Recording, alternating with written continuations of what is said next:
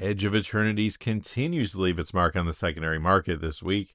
We'll talk about that and more in this latest episode of the Magic the Gathering Market Watch. This video is sponsored by Flipside Gaming. Check out flipsidegaming.com for all your gaming needs. Right now you can order Edge of Eternities, pre-order Marvel's Spider-Man, or find a vast number of other great items on their website.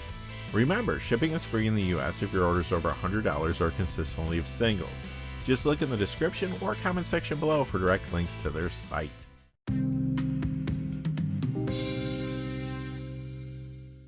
Hey there, this is John from Heroes and Legends, and welcome to another edition of the Magic the Gathering Market Watch. As I said in the cold open, Edge of Eternities is making several cards jump in price this week. Since it is another busy week in the market, we'll be looking at the top 15 cold cards and the top 15 hot cards. As always, our lists are based on two pieces of criteria: the percentage change in the value of the cards, as well as the change in the number of sales from week to week. We'll quickly look at the cold cards and then spend a little more time on the cards moving up in price. Quickly before we get into it though, just one fast thing. I do want to say thank you to one of our gold patrons, and that is Omar Rodriguez. Omar, thank you so much for all your support on Patreon. It means a ton and really goes a long way to helping the channel. Thank you so much, Omar. I appreciate it. And now, without any further ado, let's get into it. We'll begin with the top 15 coldest cards of the week. Only one of our 15 cold cards does not come from Edge of Eternities or one of the Edge of Eternities commander decks. And that's not unusual, since lots of new product is being opened, and as the cards get into circulation, demand decreases. Many of the cards moving down are seeing a lot of early play, but extra supply is still bringing prices down. Our first card though is the Outlier. This was number 6 on the hot list last week. Now it's number 15 on the cold list. Astrid Peth, down 245 to 554. That's a 31% decrease. It's from the Doctor Who timey-wimey commander deck, and this was hot since many were looking to put it in new commander builds around our Ghost Deft Gastronaut from Edge of Eternities. This week though, more copies of Astrid are hitting the marketplace as sellers try to take advantage of the higher price point, so the value has retracted some. Number 14 is our first Edge of Eternities card, Terra Symbiosis, down 254 to 531. That's a 32% decrease. Number 13, Weapons Manufacturing, down 258 to 227. That's a 53% decrease. Number 12, Frenzied Baloth, down 276 to 299. That's a 48% decrease. Number 11, Sothera the Super Void, down 311 to $8. That is a 28% decrease. Coming in at number 10, Exploration Broodship, down 338 to 347. That's a 49% decrease. This is from the Edge of Eternities World Shaper commander deck. Back to the main set with number 9, Consult the Star Charts, down 350 to 718. That's a 33% decrease. Number 8 is the Endstone, down 473 to 792. That's a 37% decrease. Number 7, Pinnacle Emissary, down 578 to $3. That's a 66% decrease.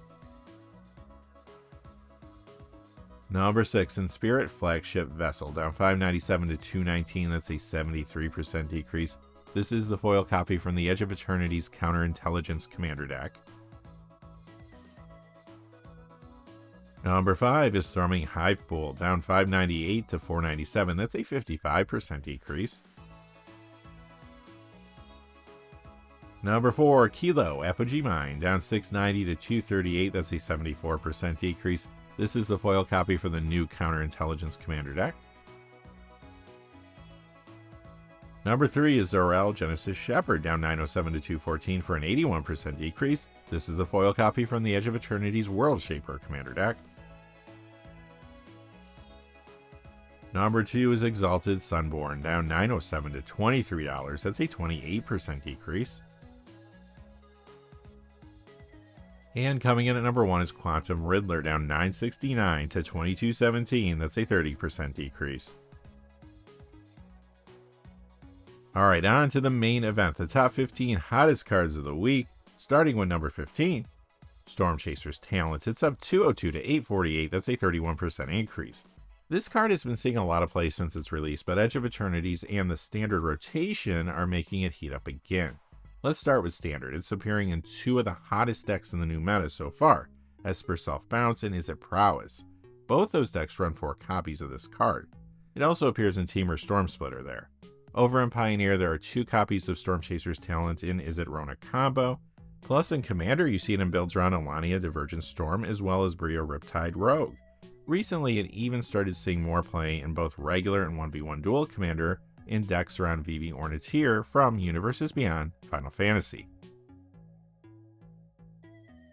Number 14 is Flood Farm Verge. It goes up 222 to 1122. That's a 25% increase. This is another card climbing thanks to Edge of Eternities in the new Standard meta. In Standard, it's a big part of the mana base of 2 popular decks. One of them again is Esper Self-Bounce, the other is Azorius Control. It's also found in other decks in the format too, like Esper Midrange, Jeskai Artifacts, Jeskai Control, Band Control, Jeskai Oculus, and Azorius Artifacts. In Pioneer, Flood Farm Verge is a 4 of in the popular Azorius Control build, and it also appears in Nib to Light and 5-color Enigmatic Incarnation there. You even see a copy of this sometimes in Modern Esper Midrange. When it comes to 1v1 dual commander, this is in the mana base of several decks, like Aragorn King of Gondor and Elminster for example. Over in regular commander, it has been seeing additional play in the format thanks to some newer cards. Many players have picked up copies of this to add to a couple of the Final Fantasy commander decks, Scions and Spellcraft and Counterblitz, while others are putting it in fresh builds around Y'shtola Knights Blessed from the Scions and Spellcraft deck, as well as Tidus Yuna's Guardian from Counterblitz. I've also been seeing Flood Farm Verge in the mana bases of builds around Hopus Theme from the Final Fantasy main set, and Sonic the Hedgehog from the Sonic Friends and Foes Secret Lair. Number 13, Shoot the Sheriff, up 228 to 303, that's a 304% increase. This is premium removal, and it's in demand right now since players are scrambling to build new standard decks because of the introduction of Edge of Eternities and the standard rotation that has come along with it. You see this in lots of builds in that format, many of them are doing quite well in the new meta. It's in Dimir Midrange and sometimes Esper Self-Bounce, which are 2 of the big ones, but you also see Shoot the Sheriff in Dimir Control, as well as Esper, Orzhov Golgari, and Mono Black Midrange. Over in Modern, this appears in Mono Black Midrange and sometimes Dimir as well as Esper Control. This can also show up in commander builds like Laughing Jasper Flint and Olivia Opulent Outlaw for example, but Standard is the key driver for its price spike this week. Coming in at number 12, it's Glacial Chasm from Ice Age, up 246 to 1819, that's a 16% increase. This gets some 1v1 dual commander play in Azusa Lost But Seeking, however, it's the regular commander format that's really pushing Glacial Chasm's price this week. Edge of Eternities brought us several cards that care about lands, many of which help you get lands on the battlefield faster, which has led to increased interest in this for obvious reasons. Glacial Chasm is appearing around already established commanders that have received new tools from Edge of Eternities, cards like Lord Windgrace and Omnith Locus of Creation for example. However, many players have been getting Glacial Chasm to upgrade the Edge of Eternities World Shaper commander deck, or to put it in fresh builds around a couple cards from there, the front-facing commander, Hearthhall the World Seed, as well as Zarael Genesis Shepherd. Recently, Glacial Chasm has also been appearing in some commander decks around Tifa Lockhart from Final Fantasy, but this week it's Edge of Eternities that's really driving the price spike. Number 11, Lumira Bellow of the Woods, up 258 to 1594, that's a 19% increase. This is another card that cares about land, so yes, it too is being pushed by several cards from Edge of Eternities. Over in Pioneer, you see this in Scapeshift builds. The Simic one is the most popular, but there are Bant and Sultai versions too that offer slight variations. Lumira sometimes appears in 1v1 dual commander decks around Azusa Lost But Seeking, but regular commander is where you see this card the most. First, it's a fairly popular commander there, and it has gotten a lot of new tools recently, not only from Edge of Eternities, but from Final Fantasy as well.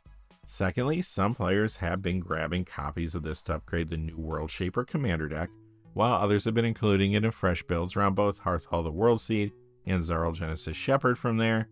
Lumira Bellow of the Woods also appears in the 99 of decks around some other new cards like Tannic Memorial Ensign from the Edge of Eternities main set, as well as Tifa Lockhart, the Wandering Minstrel, and Yuna Hope of Spira from Final Fantasy. Quickly before we get to our top 10, just a fast reminder, this video is sponsored by Flipside Gaming. Check out flipsidegaming.com for all your gaming needs.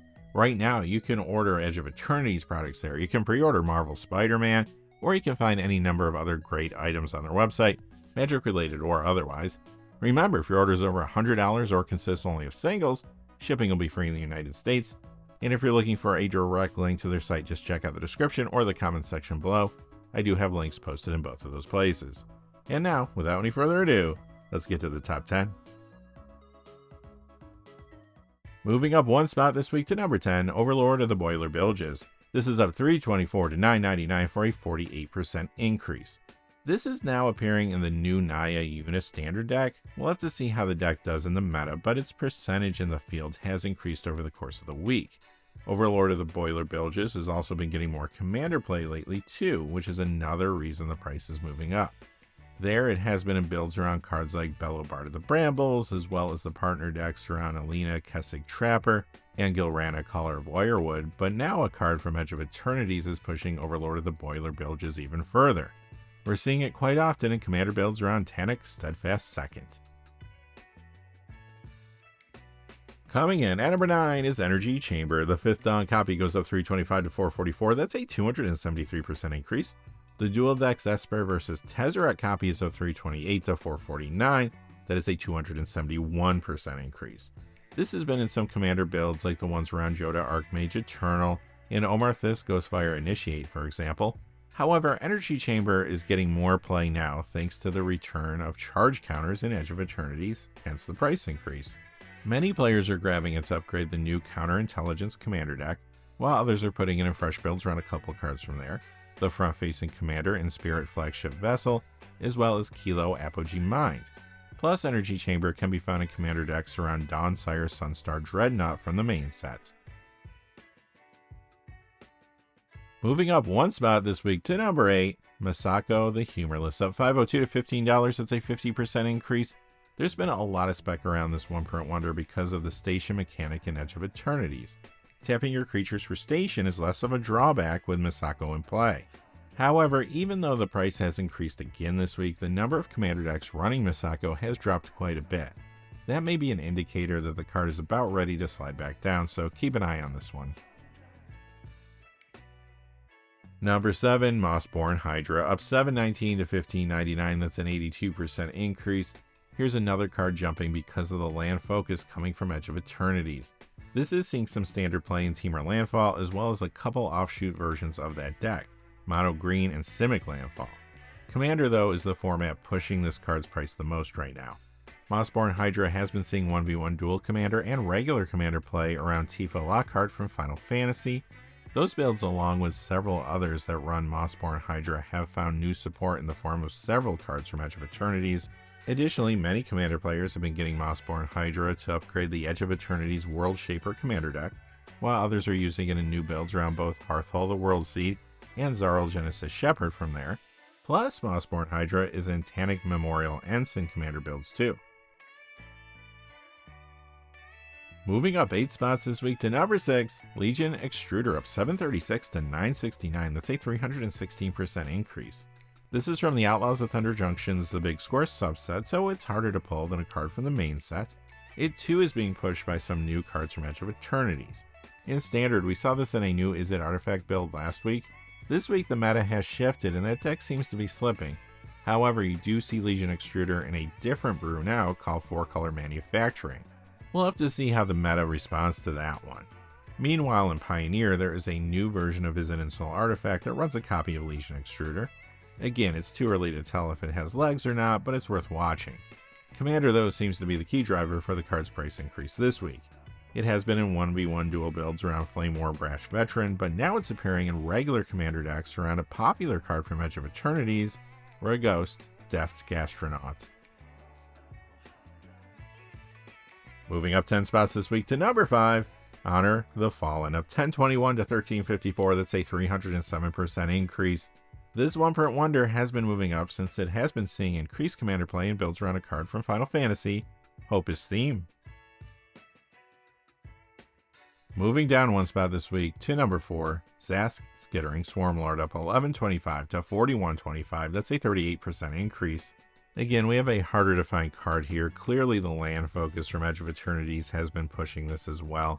It does see some play as a commander, and it appears in the 99 of Grista Hungertide decks, for example. Additionally, Zask is spiking because some players want a copy for the Edge of Eternity's World Shaper commander deck, while others are getting it for their new builds around Hearthhall the World Seed from there.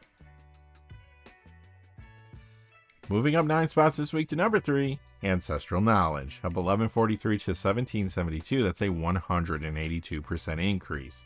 It's a reserveless card that can show up in a commander deck at times, like Brago King Eternal for example, but this price increase appears to be tied to a targeted buyout. There was a lot of chatter online about this spec recently because of Cosmogoyf from Edge of Eternities.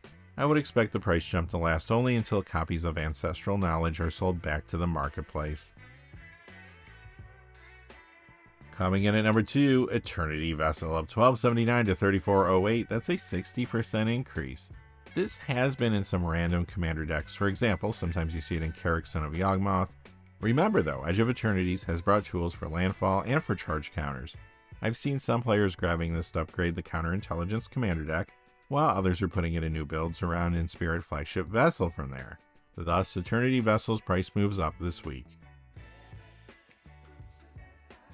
And finally, coming in at number 1, Debt of Loyalty, up $37.38 to $47. That is a 389% increase if you're doing the math at home. This reserveless card can appear in a random commander deck at times and hasn't really been on the radar for a while. However, this week MTG Rocks posted an article about Debt of Loyalty's potential in Commander. That's all it took for speculation to ramp up and copies to disappear from the marketplace. They'll return when people decide to try and cash in on the spike, then the price will go back down. And that's going to do it for this episode of the Magic the Gathering Market Watch. Now, my plan is to come back tomorrow and do another Edge of Eternities live stream on Magic Arena. Have your notifications on so you know when I do go live. It will probably be late morning, early afternoon at some point tomorrow. Love to have you come by, say hi. We can talk about card values there too if you want to. Or you can just watch me play some bad Magic, either or. Until next time though, thanks for watching. If you liked the video, please give us a like and subscribe, and have a great day. Hey, thanks for watching. This video is made possible through the generous support of viewers like you on Patreon. Check out the description below for links to our Patreon page as well as our Amazon affiliate store, where a small percentage of all sales will also help support the channel. Finally, if you haven't had a chance yet to subscribe, hit that subscribe button so you don't miss any of the new videos on Heroes and Legends. Talk to you again soon, and have a great day.